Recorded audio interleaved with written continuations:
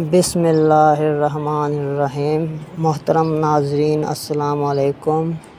مکہ مکرمہ میں ولید نامی کافر رہا کرتا تھا۔ اس کا ایک سونے کا بت تھا جس کی وہ پوجا کیا کرتا تھا۔ ایک دن اس بت میں حرکت پیدا ہوئی اور وہ کہنے لگا، اے لوگو، محمد اللہ کا رسول نہیں ہے، اس کی تصدیق مت کرنا، معاذ اللہ۔ ولید بڑا خوش ہوا اور اپنے دوستوں سے کہنے لگا، مبارک ہو، آج میرا معبود بولا ہے۔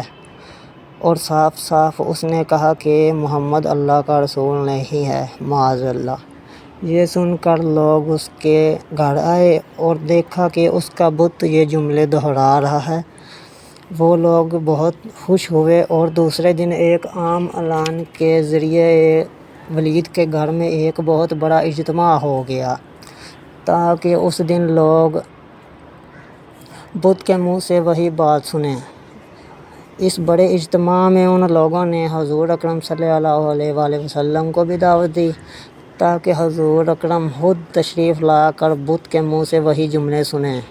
چنانچہ حضور اکرم صلی اللہ علیہ وآلہ وسلم تشریف لائے تو بت بول اٹھا، اے لوگو، جان لو کہ محمد صلی اللہ علیہ وآلہ وسلم اللہ کے سچے رسول ہیں۔ ان کا ہر ارشاد سچا ہے اور ان کا دین حق پر ہے۔ تم اور تمہارے معبود بت جھوٹے ہیں جو تمہیں گمراہ کرنے والے ہیں۔ اگر تم اس سچے رسول پر ایمان نہ لاؤ گے تو جہنم میں جاؤ گے۔ پس عقل مندی سے کام لو تو اور سچے رسول صلی اللہ علیہ وآلہ وسلم کی غلامی اختیار کر لو۔ بت کی یہ باتیں سن کر ولید بڑا گھبرایا اور اپنے معبود کو پکڑ کر زمین پر دے مارا اور اس کے ٹکڑے ٹکڑے کر دیے۔ حضور اکرم صلی اللہ علیہ وآلہ وسلم فاتحانہ طور پر واپس ہوئے تو راستے میں ایک گھڑ سوار جو سبز پوش تھا حضور اکرم صلی اللہ علیہ وآلہ وسلم سے ملا۔ اس کے ہاتھ میں تلوار تھی جس سے خون ٹپک رہا تھا۔ حضور نے فرمایا، تم کون ہو؟ وہ بولا، میں جن ہوں اور آپ کا غلام ہوں اور مسلمان ہوں، جبل طور میں رہتا ہوں۔ میرا نام معین بن عبر ہے۔ میں کچھ دنوں کے لیے کہیں باہر گیا ہوا تھا۔ آج گھر واپس آیا تو میرے گھر والے رو رہے تھے۔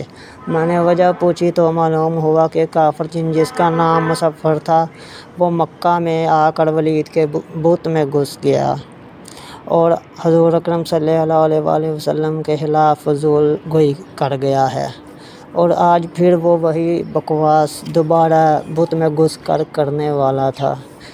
اس سے پہلے کہ وہ آپ کے متعلق بکواس کرتا، یا رسول اللہ، مجھے سخت غصہ آیا۔ میں تلوار لے کر اس کے پیچھے دوڑا اور اسے قتل کر دیا۔ پھر میں خود ولید کے بت میں گھس گیا اور اب جو کچھ کہا میں نے کہا۔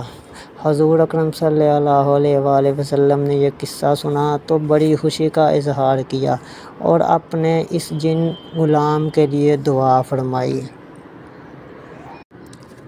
دوستو، امید کرتے ہیں کہ آپ کو یہ واقعہ پسند آیا ہوگا اور اس طرح کے مزید واقعات سننے کے لیے ہمارا چینل سبسکرائب لازمی کریں۔